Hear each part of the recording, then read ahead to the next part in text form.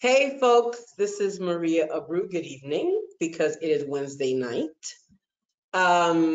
Welcome to my channel. For those of you who haven't already, please remember to subscribe. And if you enjoy the content, remember to hit like and share with others. I am fulfilling a promise that I made quite some time ago. I had promised to bring you a segment called Wine Wednesdays. And in that segment, we were going to talk about my experience as an expat.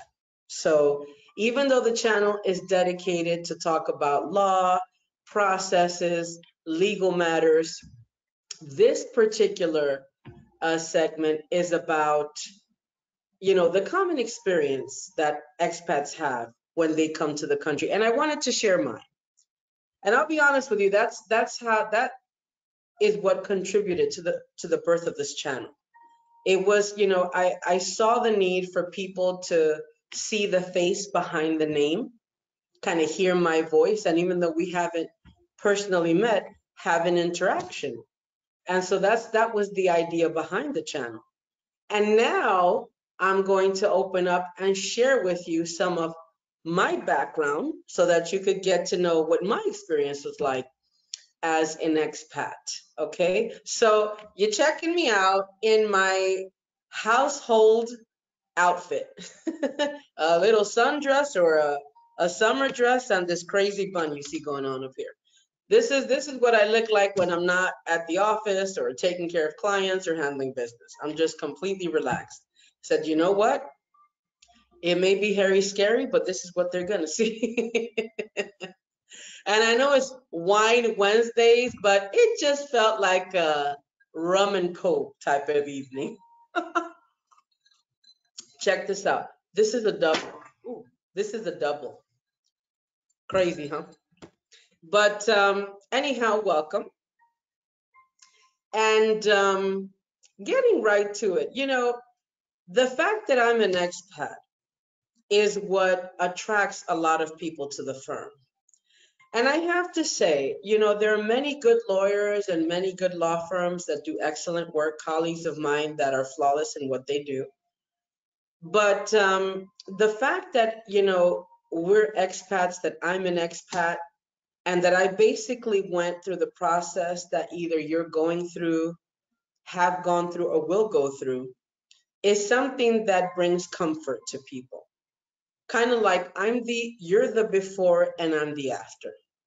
I've done what you're looking to do. So you can see in us that it is possible. It is possible to come here, relocate, and build a satisfying life, pursue your business interest, and grow, you know?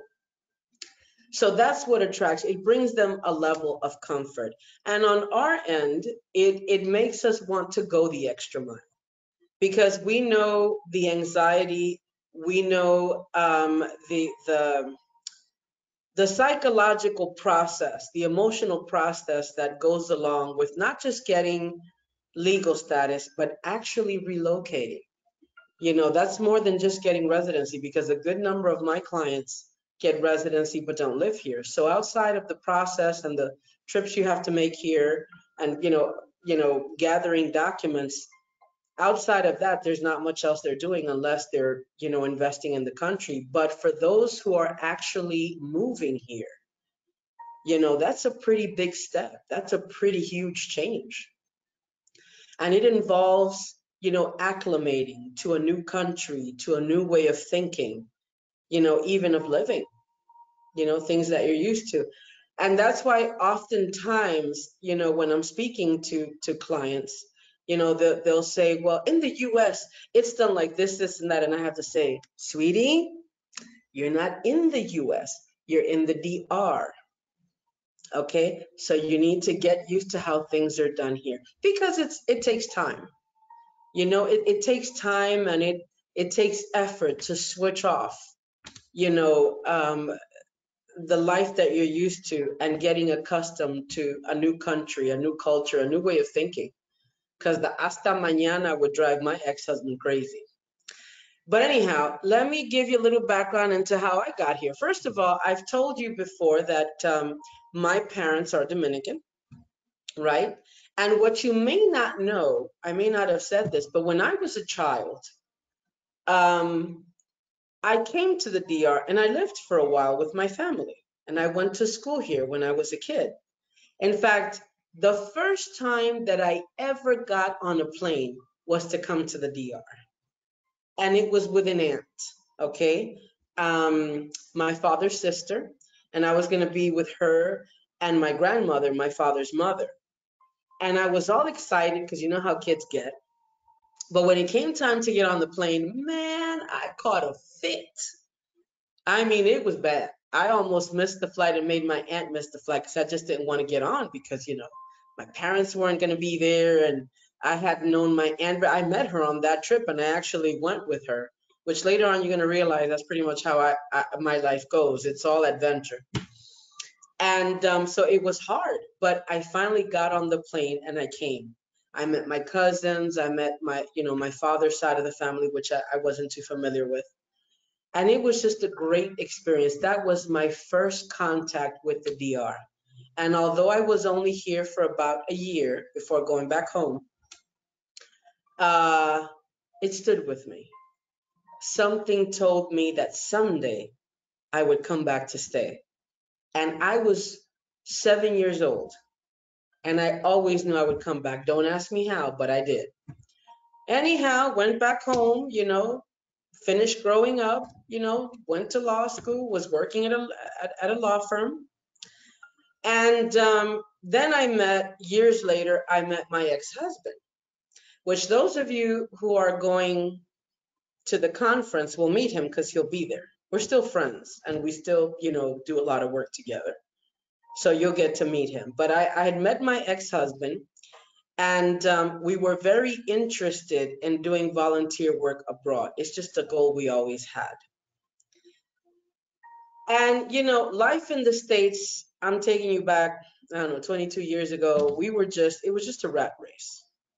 It seems like you worked Monday through Friday, and then, you had the weekends to get your personal stuff done, have a little bit of relaxation time, and then Monday it would start all over again.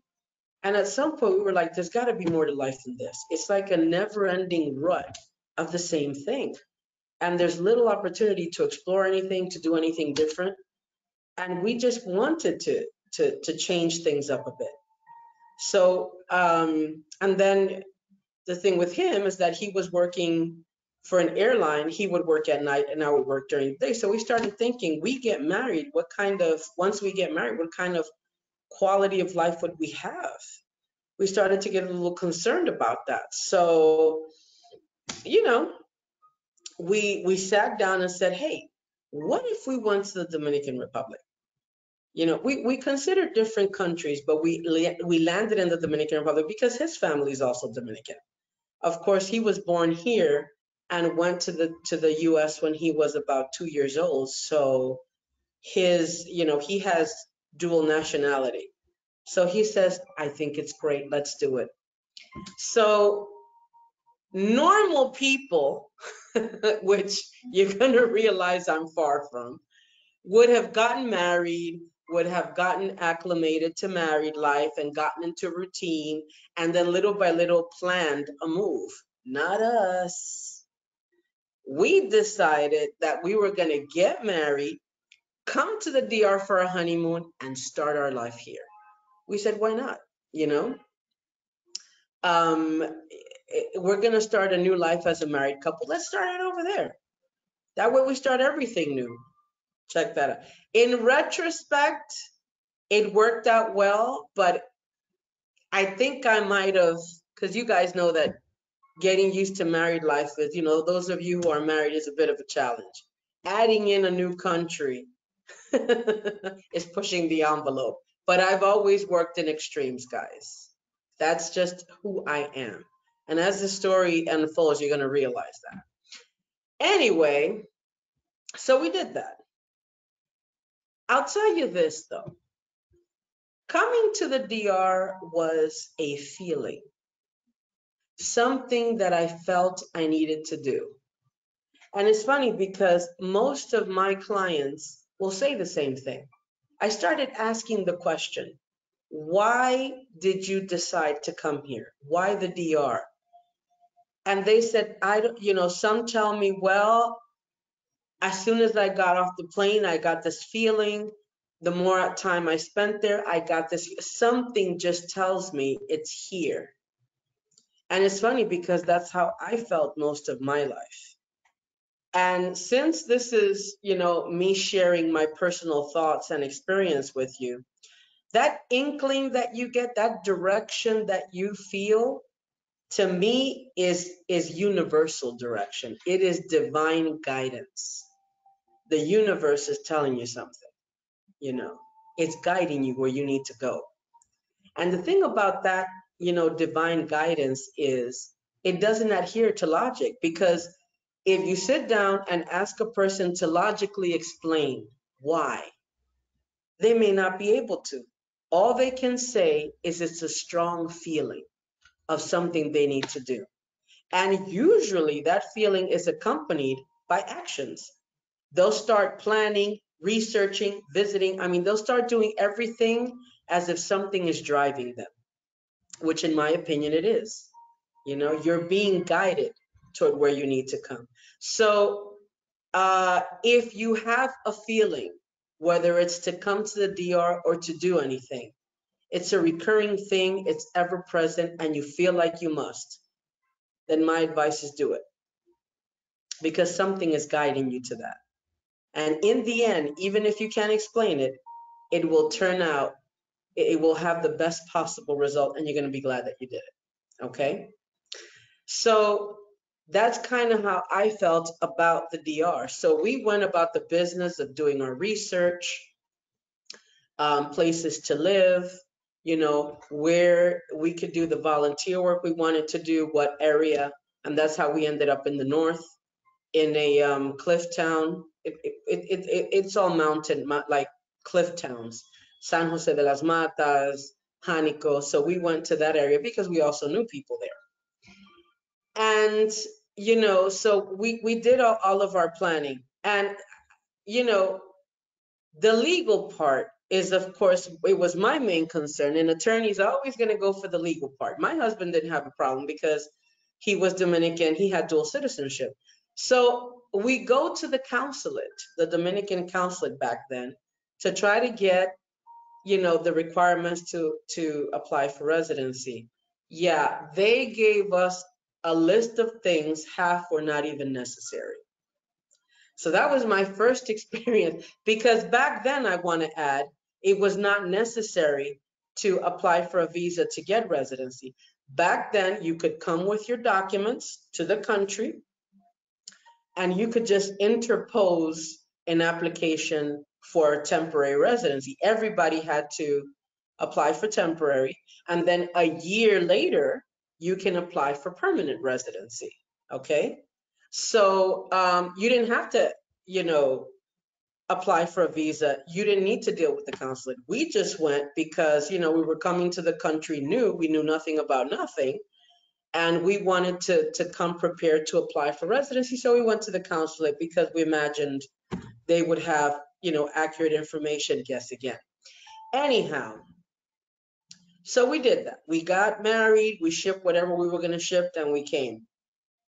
Before I get into what happened when we got here, I got to tell you another situation that people aspiring to relocate here have to deal with. And that is the opinions of others, the third party perspective. A good number of my clients tell me that they get so criticized whenever they tell people they're coming to relocate here. I mean, it's a barrage of opinions. Why are you doing that? How is that necessary? You don't know what's going to happen in that country. And then the stories start. Mind you, the people trying to put the scare in you haven't spent any real time here. They haven't visited, but somehow they're trying to warn you about things. So the third party perspective, very difficult. We got a lot of flack for wanting to move here, especially being recently married. We were like very criticized. It was hard because back when I was in New York, as everyone, I was part of a crowd, a brat pack, a group of friends that were close. And you know how that dynamic works. You do something, it's subject to everybody's opinion and the family and the friends, and they just drove us nuts. So we made that move under a lot of pressure because, of course, the people that make up your circle are important to you. So seeing that we got this much opposition was very difficult. But sometimes, in order to see something through and make it successful, you got to stand your ground and be firm. Okay. And I want to share something else with you. You know, throughout the years, I've learned quite a bit. I've evolved as a person. And one of the things I've come to realize is that if you want for something to work out successfully and you want something to really take, you have to eliminate the third party perspective, people's opinion. I have learned to listen to the voice in my head, my inner voice. Because have you ever noticed that you're really sure about something? You've worked it out, you're convinced, you're ready to go, and in comes the opinion of everyone. Other people start to say, "Are you sure about that? Have you thought about this?" They start to kind of they start to introduce doubt in your mind. You start to second guess yourself. And so when you try to proceed with a plan with doubts, it's not going to work. It will not turn out well because, as most of you know, for a plan to work out, for a vision to materialize, you have to go full force, no doubt, with, the full confidence that it will come true. But the third party perspective has that tendency. The seed of doubt, you know, is ingrained, you know. So now you start to have, could this happen? Is this possible? And so that's a problem. So as I said, this is just the way I live. This is my philosophy. I have eliminated the third party perspective. The first thing I do is I get in tune with what it is I want to do or what it is I'm being guided to do. Once I'm certain of that, okay, what I want to accomplish, I move forward.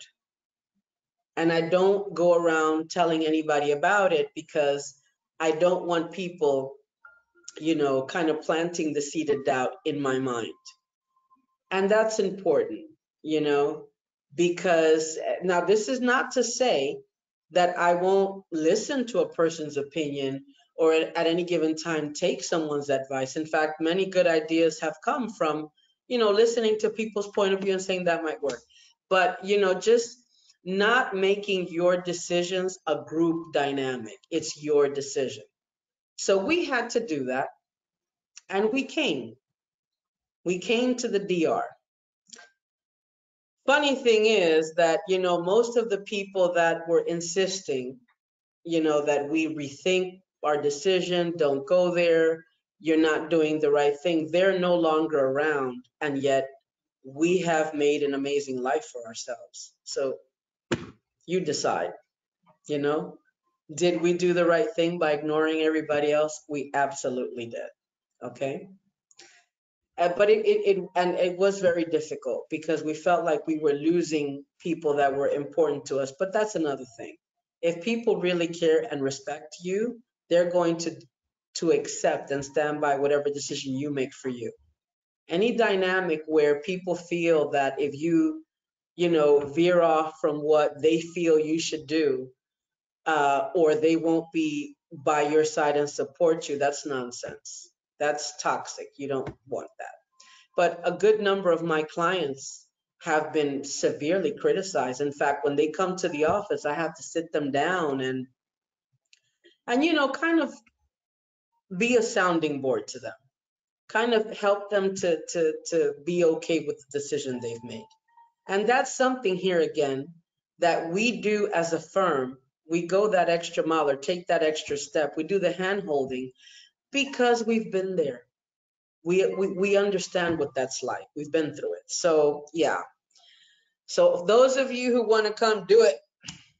So we came to the country, came to our honeymoon. We went to our new home. Okay. And it's interesting when you're making decisions, in other words, when you're going the direction you're supposed to, with that divine direction, when you go with it, it's funny how things start to work out. Because I remember that I was all ready to resign from the law firm that I worked in the US. I spoke to my boss and I put in my resignation. He comes back and says, "You're not going to just leave me. You're going to work for me from the DR." And so he sent, he set up a whole system that allowed for me to work using remote desktop.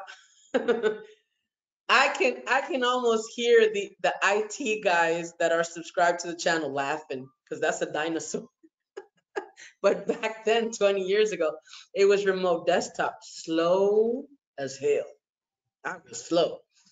But so I was able to connect. So for the first 7 years that I lived in the country, I worked for the law firm in the U.S. and I would travel, back and forth every once in a while, but I would work remotely. So that was a blessing because I wasn't counting on that. But it's funny how a lot of things just started to fall into place.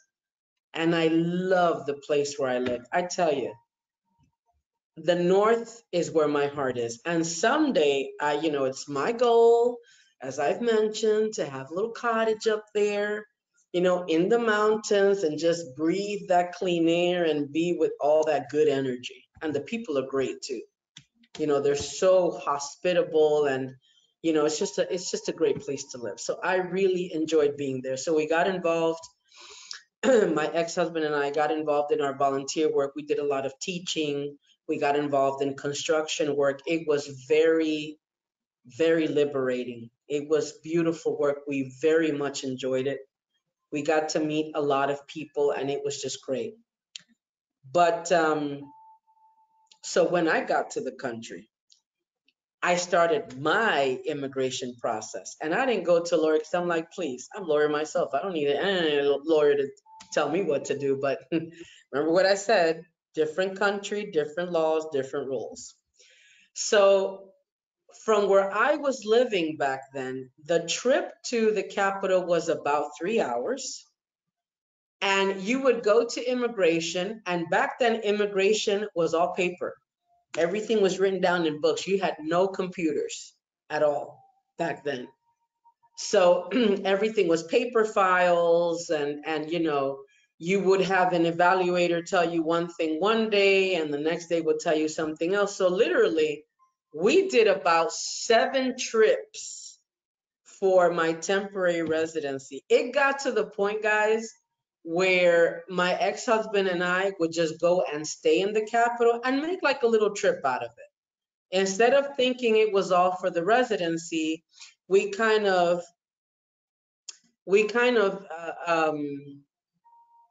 intertwined it with like a little vacation. So we would do things in the capital that we couldn't do up north, like go to the malls, go to movie theaters.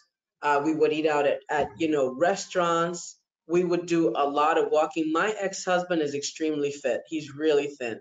Guy loves to walk, and I mean walk. And back then, I would accompany him. Of course, needless to say, I was in better shape. All right. But we walked everywhere. We got to know the city. So we would kind of make it a little getaway while we were dealing with our immigration stuff. But I went through it.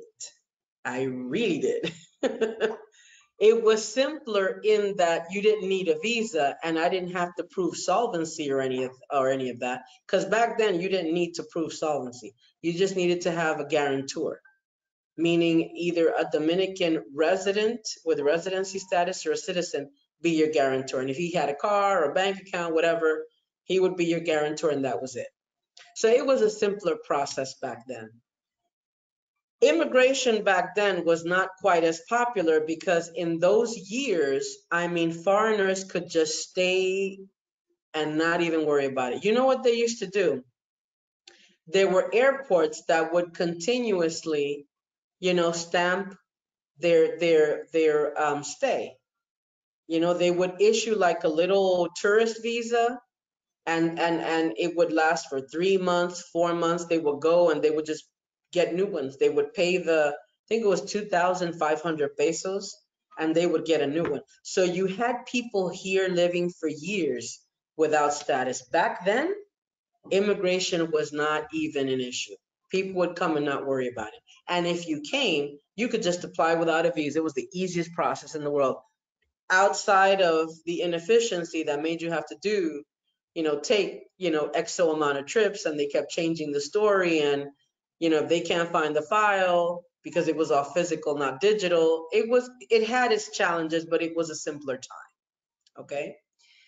So, and here again, you would do temporary the first year, and then the second year, you would do permanent. So you didn't, this about renewing for 4 years after being issued residency to then apply for permanent is something that came years later. Okay, but it was different back then when I, got my residency. Um, so anyhow, fast forwarding it, we were doing volunteer work. You meet people, right?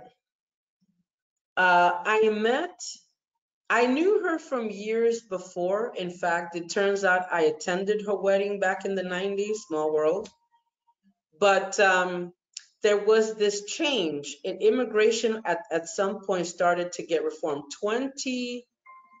2011 to 12 and forward, it started to reform. So they started to introduce changes, which was going to require for foreigners to regulate their status. And since we were doing a lot of work with a religious organization, most of them were here under that umbrella that I spoke to you about. They would just extend the tourist card for 4, 5 months, 6 months, and they didn't have status, but they were living here. So immigration, as it's known for them to do, started out of nowhere cracking down. And so this big group of people were just, in irregular status and they needed assistance. So the person who would then become my partner sat down. She's like, hey, let's do it. Why don't we help them out? It's a simple enough process. Let's just do it. I got to tell you guys, I remember so clearly the day and the hour that changed the entire course of my life. I remember it was a weekday. I had said, nah, I'm not getting involved in that. That's just a lot of stuff. And, I already have my plate full with my volunteer work and the law firm and I can't, add on more. And she says, yeah, you're right. Because she had a family, she had her own things going on. And she also had her own work, lawyer as well. You're absolutely right. And then she calls me and she says, I have a family from Italy here. Are you sure we don't want to help these people out? And at that moment when she said that, I started to remember all that I went through to get my residency status, from the inaccurate information provided by the consulate to the so many trips in the city to the city, and something said, do it. And I said, you know what? Let's just do it, because it is a lot of hassle. And if people start to do this without any guidance, it could just end up discouraging them. Let's do it. So I remember that Italian family was the first case we ever took. I gotta tell you, within 6 months, that whole little, you know, project we had, because it was a little project. We weren't thinking about a law firm or anything like that. That thing just snowballed like you would not believe. We just had so many cases that I sat with her and said, we're going to have to, formalize this. This has just gotten out of control. She was like, I agree with you. So at that point, we registered a company, the law firm that, now.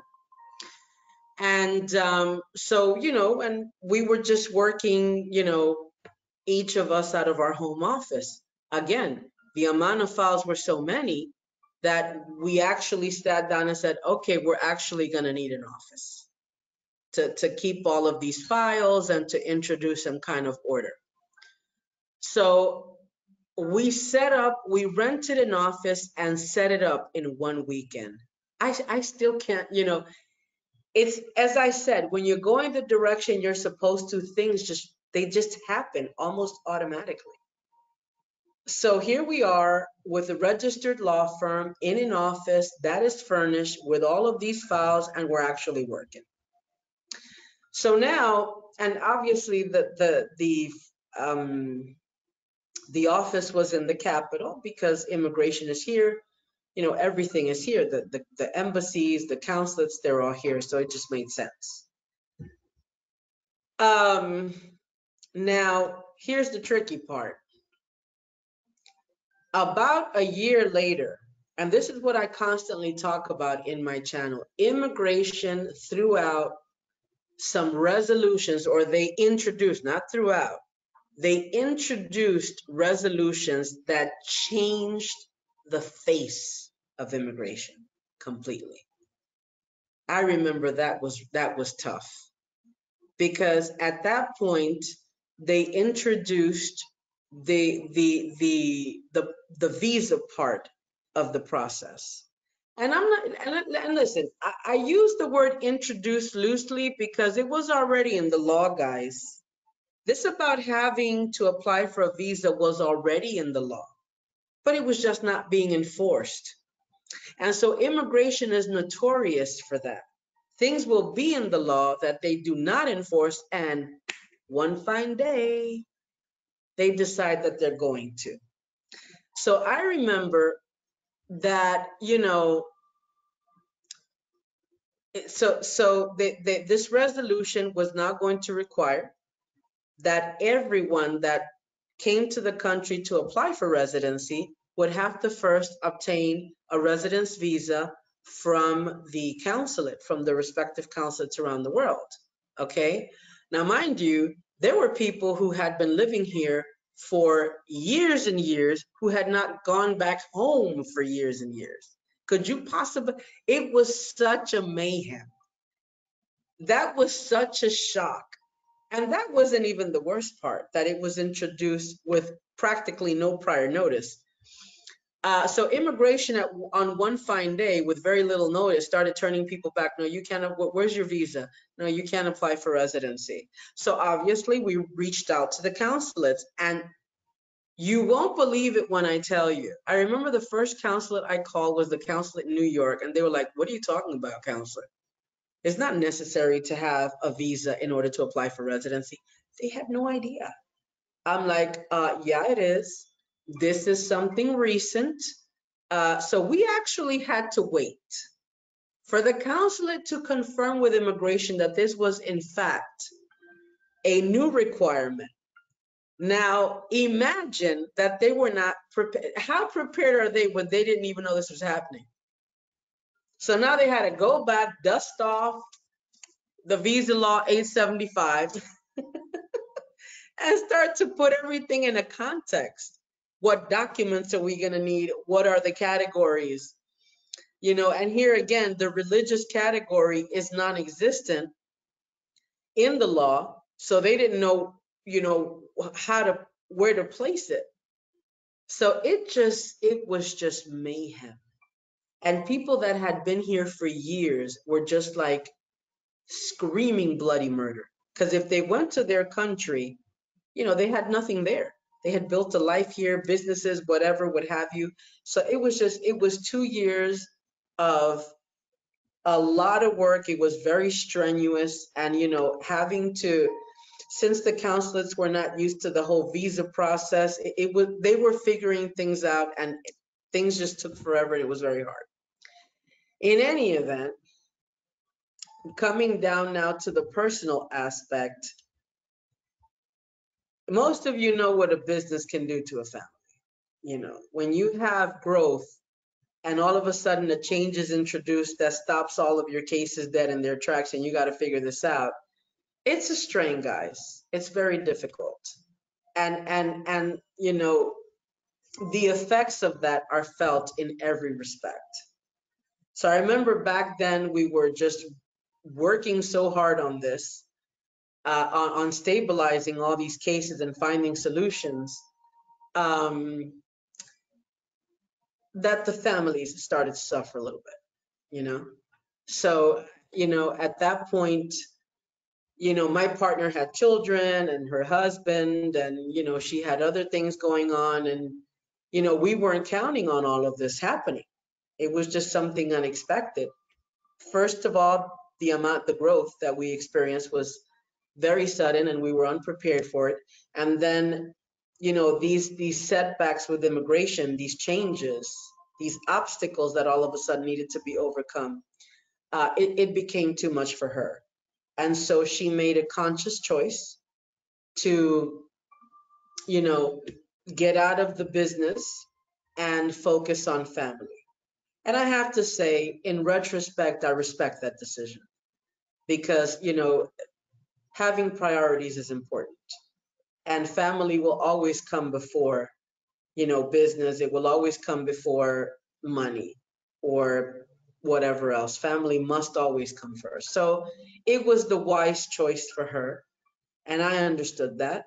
So I kind of bought her shares and I kept the firm, and I was by myself now. So I was by myself now. And so, I organized myself. I got staff, and, I hired another attorney. Of course, at this point, back in 2012, I was a law student here. I started to study law because, hello, we start a law firm, we're handling cases. I have to get licensed here. So back in 2012, I started to study law. But you can see, as this story goes along, how life started to change. What happened to my volunteer work? What happened to the law firm I was working for in New York? So you can see I'm being guided in a different direction. In time, I resigned from the firm in the States, in New York. Obviously, my volunteer work had to cease because now I had a responsibility to my clients. And that was okay. Life is comprised of cycles. I'm very happy that, I was able to enjoy the work that I did. I'm very happy the time that I lived in the North, and all that I was involved in. It was very enriching, and I did it for years. So it was very good, and I wouldn't change that for anything. But, cycles end and new things come, you know? And so I think that living a living a life that is full of satisfaction is about accepting change and moving with it, you know, not resenting that things have changed and it's not the same. It's not supposed to stay the same. Life is supposed to change. You're supposed to evolve. And every new thing that you face, it helps you to grow as a person. It helps you little by little to become a better version of yourself. So the hardships that we went through, it built us up. It built character. It also it also inculcated qualities that are helpful. You know, I may no longer be doing volunteer work, but I am helping people who at this point in time need a lot of help in their transition to leave home and make this their home, you know? So the volunteer work that I did gave me the patience, and it gave me the compassion to understand that sometimes people need a little extra. So I think that was very useful. Okay.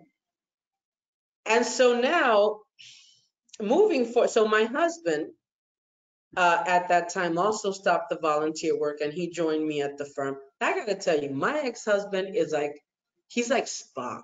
He's like Mr. Spock. So highly organized, not the emotional kind. It's all about let's logically find the solution. And you need that. When you're surrounded by all the mayhem that we had back then, you kind of need that cool, logical approach to things. So he started working with me. It was great. I appreciated so much everything he did. That's why even after the divorce, we're very good friends because he just, I don't think I could have done it without him, you know? So back then, his help was very useful and necessary. He's a good guy. Um, so anyhow, he started, working with the firm. And he got involved in different aspects, the organizational, the finances. So it was very good. I was very happy about that. And it helped a lot, and we were able to grow. 2015, the face of the firm starts to change. I start noticing that people wanted to come to apply for investment residency. That's what they wanted. And everybody was coming for a second passport. I was like, Lord, what is going on? So, our firm started to become more involved in investment residency. We started working more closely with that department within immigration, studied the incentive law, its applications. We started finding solutions for people to help them fit into that category and ultimately get their second passport. Okay. So we started working with them. And that was, so as of 2015, everyone that walked in through the door wanted the fast track. They wanted the fast track. And so then we started working with consortiums. First it was DR Escapes, and then Live and Invest Overseas. Quite a few of you know me from there. And so we started working with them, participating in conferences talking about the Dominican Republic, and that's what people wanted to apply for. And now more than ever, there's a barrage of people that they want, to have a plan B. They want, they kind of want to have, what's the word I'm looking for? I don't want to say escape plan, but they just want to have something else in the hopper. Okay. They want a plan B. They want an alternative. Okay. For many reasons. And I said, okay. So we started, working with that, with people to get the investment residency. And so this is a specialty for us because still till this very day, 90% of what comes to the firm is for the fast track. Okay. Now I will say, immigration has always been the same in that it introduces constant changes. The criteria will change. Certain requirements will become different. COVID extended processes to no end. That was a difficult time. But now that all the restrictions have been removed, things are getting easier. So now at this point in time in my personal development, I said, okay, so we got the law firm, we got, we're working with the fast track, we've participated in, conferences, we're sending out newsletters.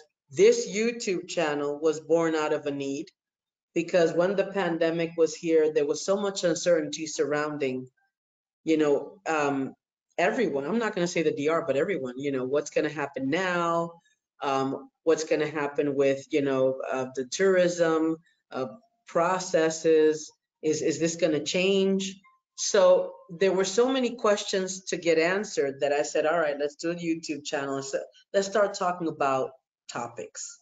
And I want it to be about topics that are on people's mind. What are they thinking about? What are their doubts? What do they want cleared up? And so that's how this channel was born, to kind of clarify, things. And so the next step is a conference. That's why we're doing the conference, because my whole purpose is to answer questions, clarify things. The more you know, the better off you are, the more confident you will feel about whatever decision you're making. So, because as an expert, I want to save you the trouble that I've had to go through, and figure things out while I'm here or before I'm here and not sure whether I had accurate information, and then realize that I didn't get the information that I needed, and have to deal with those inconveniences. So that's the whole purpose of why we do what we do. That's why I don't feel bad that I had to walk away from my um, volunteer work, because I'm helping in another way. And this conference is an extension of that. People want to know, they have questions. And so this is what it's about. It's about keeping people informed about the DR as much as I can. And anything new coming, and any changes, we want to be sure to report on that. Now, getting back to my personal situation here. Coming to the DR was not a very big change for me. Well, it was and it wasn't. I mean, I gotta tell you, my family is Dominican. And I gotta tell you something about my dad. My dad is an old-fashioned Dominican. All right. You would deal with this man, and it would seem like he never left the country. I'm gonna give you an example. Yours truly, as of May 9th, is gonna turn 50. Do you know this man still calls me up and tells me, a young lady of strong moral fiber is at home by the time the street lights come on? I'm like, who are you talking to, Daddy? Daddy, who are you talking to? He's like, I'm telling you right now. Women that come out at night, worth nothing. Okay? I'm just trying to tell you. This is my dad. I was raised with this man, okay? I should be on Prozac, the highest, prescription possible. Love him to death, but this man is he's something else. But anyway, so, you know, coming here, it's like, it wasn't a shock because my dad's Dominican, my parents are Dominican, but it's a new country. You were born and raised in the US. You're used to things. Now, I happen to like bachata and merengue, and I dance it really well, thank you.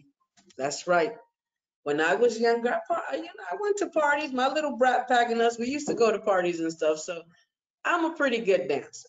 And I like the culture. I like the music. I was raised on the food, because please. But it's still different, because you're living in a different country. So here's what I did. Getting used to the culture and acclimating to it doesn't mean you have to become a Dominican. It's easy for me because there are days I wake up, I'm not going to lie, I like to listen to my bachata and my merengue and my Spanish music. There are days I wake up and I eat my rice. I shouldn't, but I do. But I was raised that way. But my advice is to people that live in the DR, you can live here, but you could still bring a piece of home. Okay? Because I still listen to the music that I grew up with. I do, you know? I remember coming to the DR, and we connected the cable. First thing I did was switch the channels to English language. And yes, I watched Friends every time it came on. So it was a way of just, I'm in the DR, but I'm still me. This is still, my culture. And that was okay. And honey, I will not do wicker furniture. You hear me? I don't do wicker furniture ever. I mean, I lived in the country and I wouldn't do wicker furniture. Heavy people don't sit on wicker. I'm going to keep saying that. I'm going to keep saying that. We don't sit on wicker. So you can live in the country and still hold on, you know, to who you are and where you come from. That's okay. And the good thing about the DR is that there's so many expat communities. They have products that we are used to back home. They still have products here that you can get back home. Like, I'm going to let you in on a little something. I will not eat mayonnaise unless it's Hellman's and not the light. That's not mayonnaise. I want the Hellman's with all the fat in it. So things like that. I will not eat ketchup unless it's Heinz. So there are things, there are comforts that you could find here, even in small towns, like Cabrera, in Puerto Plata, in all of these towns, you can go to any colmado, or you can go to any like small supermarket and you can find products that that you're used to back home. So that's a big plus. And then with the cables, you have your English channels. Although I say that if you're going to come and relocate, learn the language. Why not? You're already here. It's like my dad. My dad has been in the States for 50 years and he understands and speaks the language well, but I know how to confuse my daddy. My brothers and I used to throw language. We used to throw English out there. He's like, what are you talking about? Repeat or say it in Spanish. So I'm just saying, it's good to learn the language. Anyway, so, wherever we went to the north. We, I never wanted to come to the capital, but here again, guys, you can never say never. I have learned not to say, well, I'm never going to do that. Because it's almost like the universe is waiting to put egg on my face for opening my mouth. You know what I'm saying? So now I just say, I hope that wherever I'm supposed to be, I'll get there and I'll be able to carry out my purpose according to the universal plan. That's a better way to say it, because I did not want to know about the capital. I swear, back when I came here as a foreigner, living in the mountains, all beautiful and whatnot, I would come to the capital. I would get a headache 2 seconds after getting here. I would break out in hives.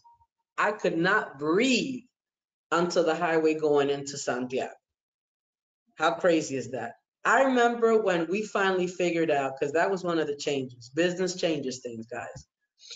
So, back when the firm was growing, I would spend half the week here in the capital and half of the week in Hanico, up north. But it was starting to become too much.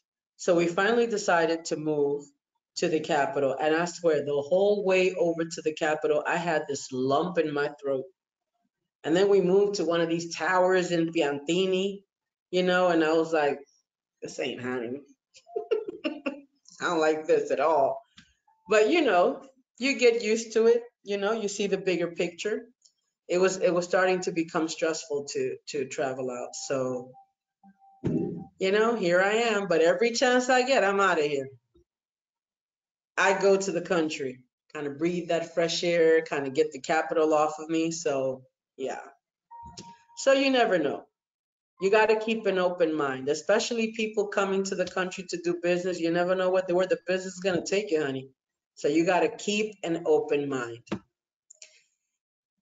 And I've made reference to my ex-husband.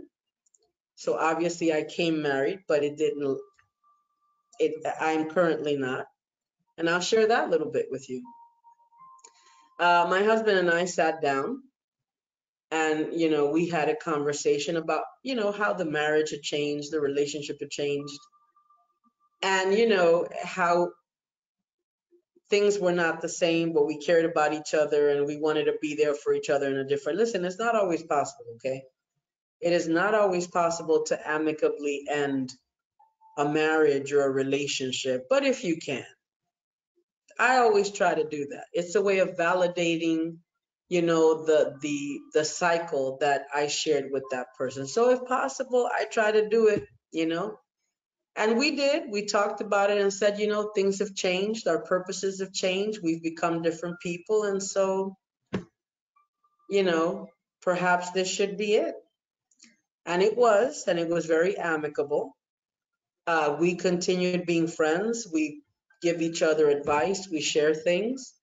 The person that he's currently married to, I met her when they were dating. In fact, I convinced him that was a good choice.